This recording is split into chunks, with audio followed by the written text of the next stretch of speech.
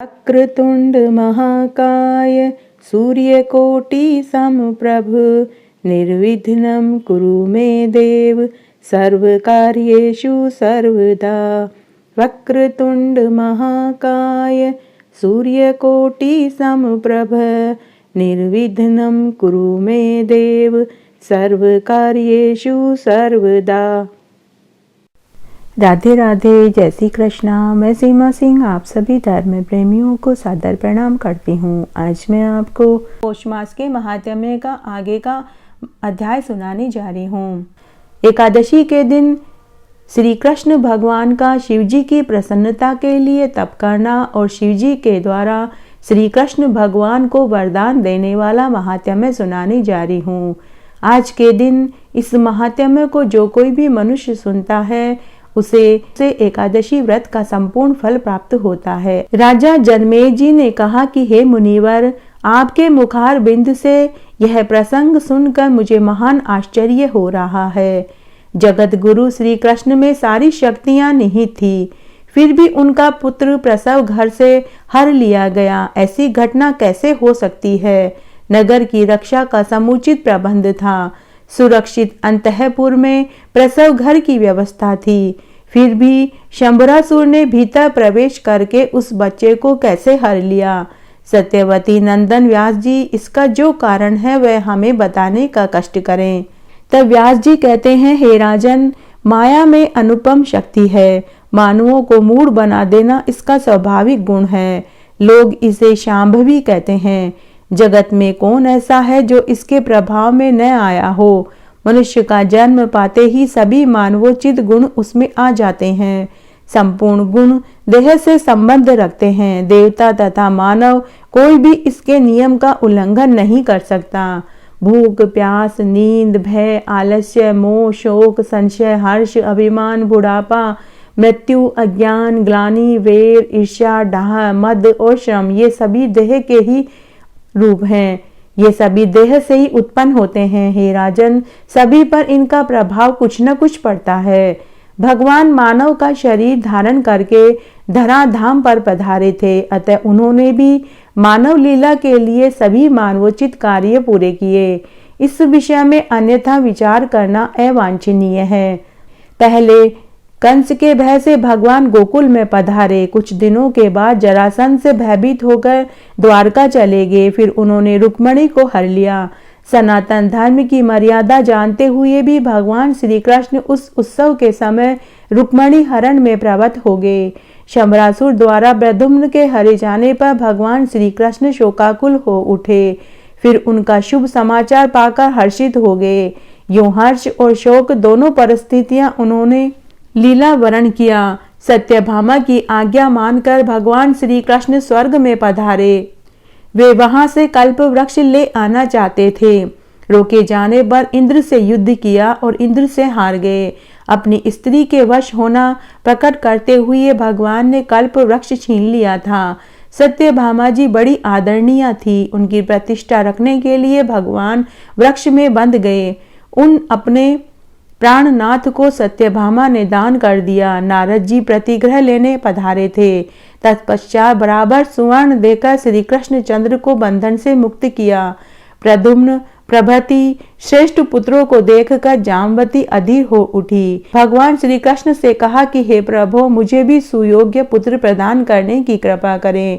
तब तपस्या करने के लिए निश्चित विचार करके भगवान पर्वत पर पधारे। वे उस समय पर्वत पर गए जहां परम तपस्वी शिव भक्त उपमन्यु जी विराजमान थे।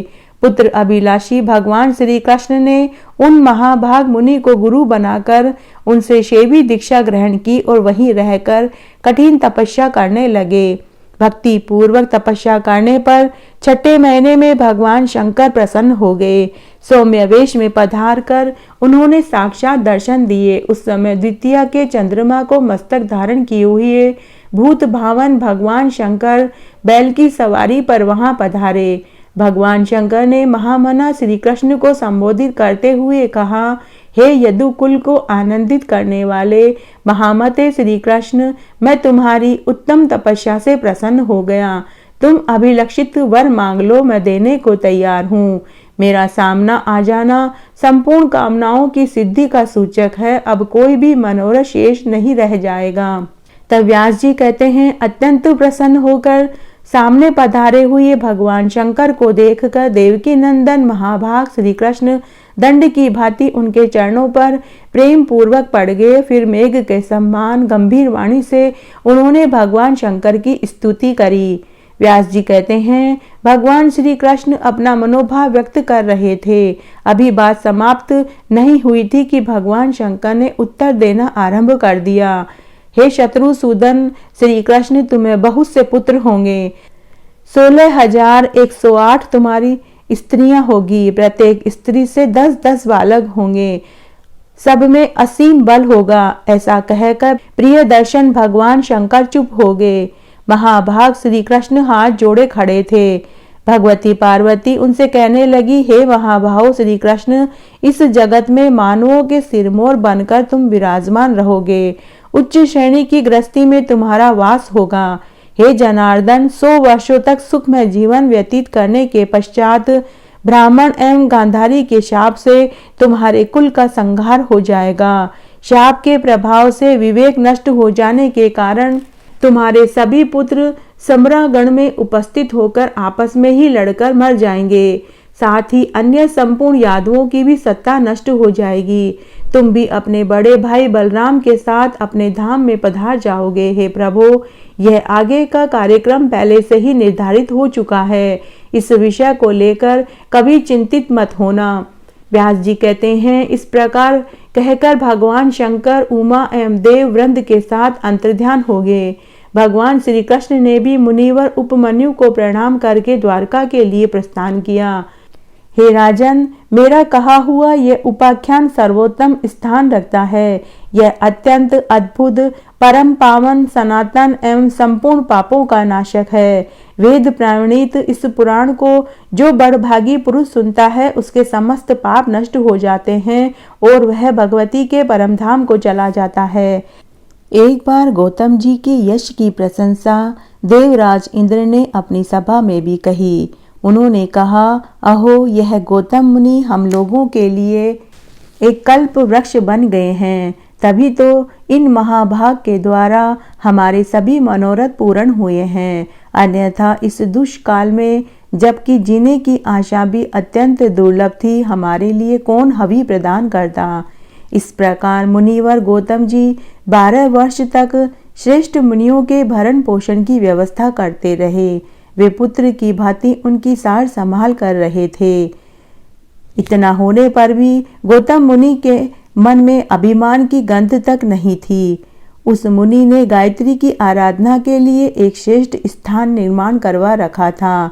सभी प्रधान मुनि वहां जाकर भगवती जगदम्बा की उपासना करते थे।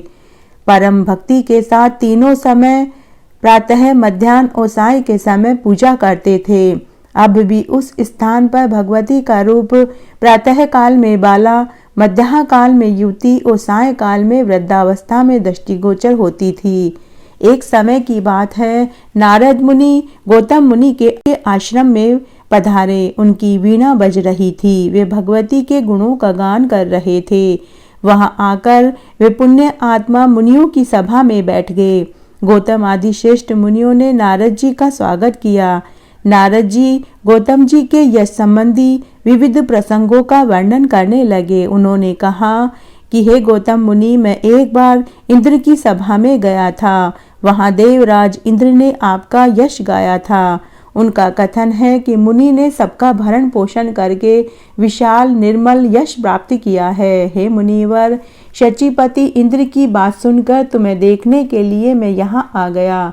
भगवती जगदम्बा की कृपा प्रसाद से तुम धन्यवाद के पात्र बन गए हो। मुनिवर गौतम जी से इस प्रकार कहकर नारद जी गायत्री सदन में गए। उन्हें वहां भगवती जगदम्बा की झांकी प्राप्त हुई।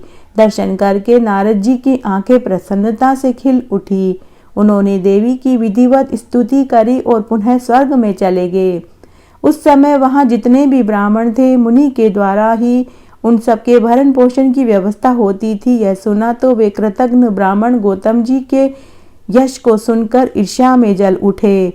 उन्होंने देशवश निश्चय किया कि जिस प्रकार हमें सर्वदा वही प्रयत्न करना चाहिए जिससे इसकी ख्याति और न बढ़ सके।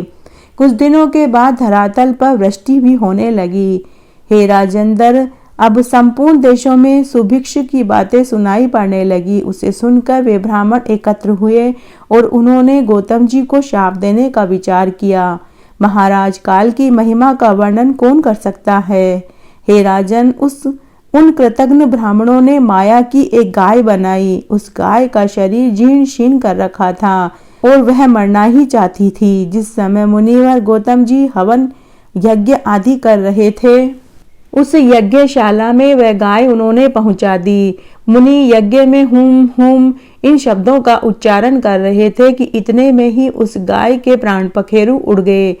फिर तो उन ब्राह्मणों ने वहां हल्ला मचा दिया कि इस दुष्ट गौतम ने ही गाय की हत्या करी है। तभी मुनिवर गौतम जी भी यज्ञ हवन समाप्त करके खड़े हो गए तो उन्हें भी बड़ा आश्चर्य हुआ।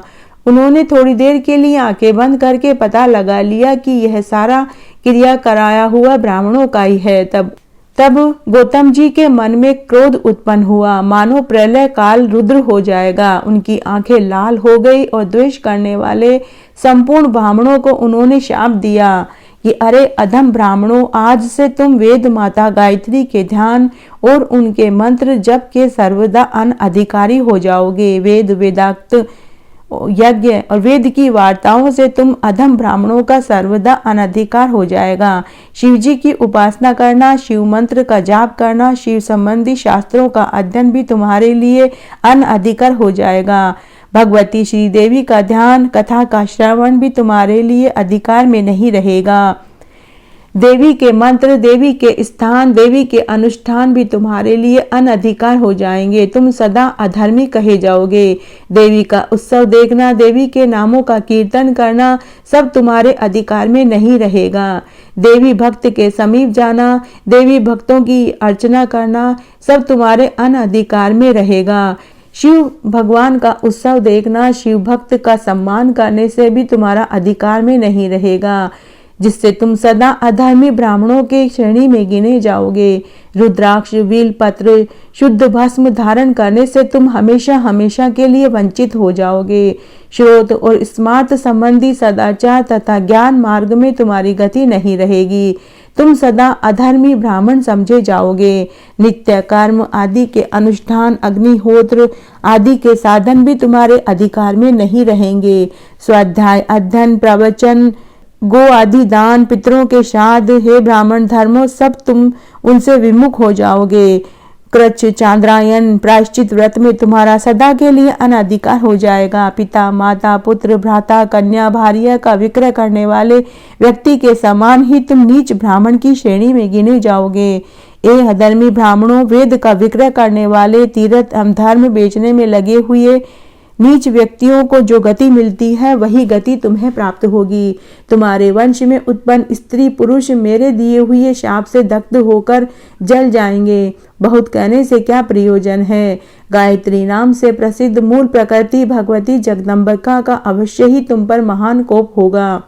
तब व्यास जी कहते हैं कि हे राजन, इस प्रकार वचनों द्वारा दंड देने के पश्चात गौतम जी ने जल से आचमन किया और भगवती गायत्री का दर्शन करने के लिए उत्सुक होकर देवालय में चले गए। वहां जाकर उन्होंने महादेवी के चरणों में मस्तक झुकाया।